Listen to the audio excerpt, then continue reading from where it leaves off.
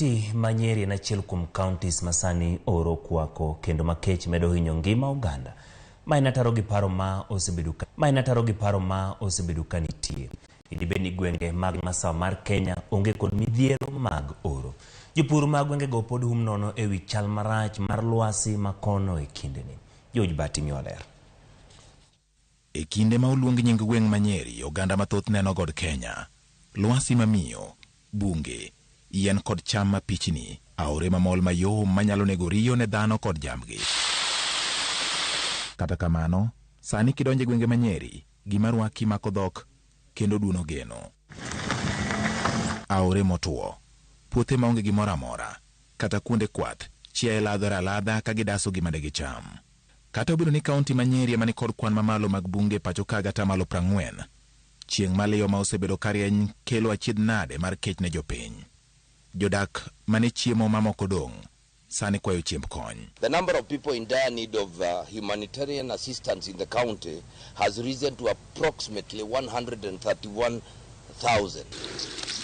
Mary Wamboi, jadak ma Nyeri paro chien kendo koni gweng' mane ong'iyo kod koth masaka sa sani koth en mana sigana. Odasore kaka janyuol kata kamano piny odhiere kendo kia kama obiro chomo gi nyithinde 4 poni koth ok ochwe machiegni. Hatujakuwa na mvua sasa kwa misimu mitatu. Kwa mashamba yani hakuna kitu kwa mashamba. Kuna sehemu ziko na jaa kama huku Kieni. Jaa ni mingi sana. Pek mar ngima oduongo nyaka dhod jomoti. Hana Wairegia wacho ni kata bang' yudo kony mar pur, lal mar koth miyo wuok gi lwete nono.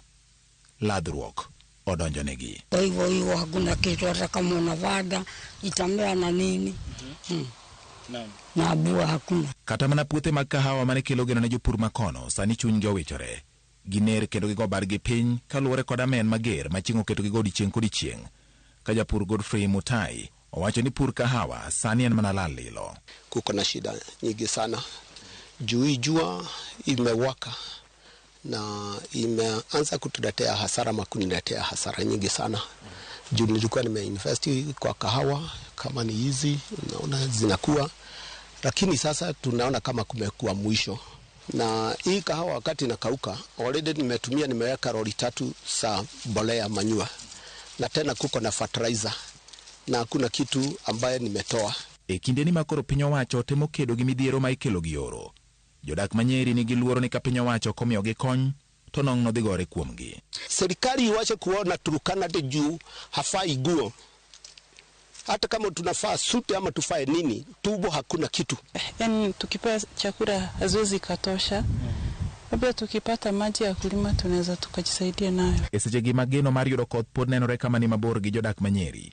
Piny owacho mar kaunti no chako keto kenge mar rakruok kod midhiero ma ikelo kod oro kendo chugo aput mar rakruok kod midhiero ma osekele kaunti no kod oro masani koro mako gwenge makono. George Bati, Ramogi TV. Ka pod ntiere weche mag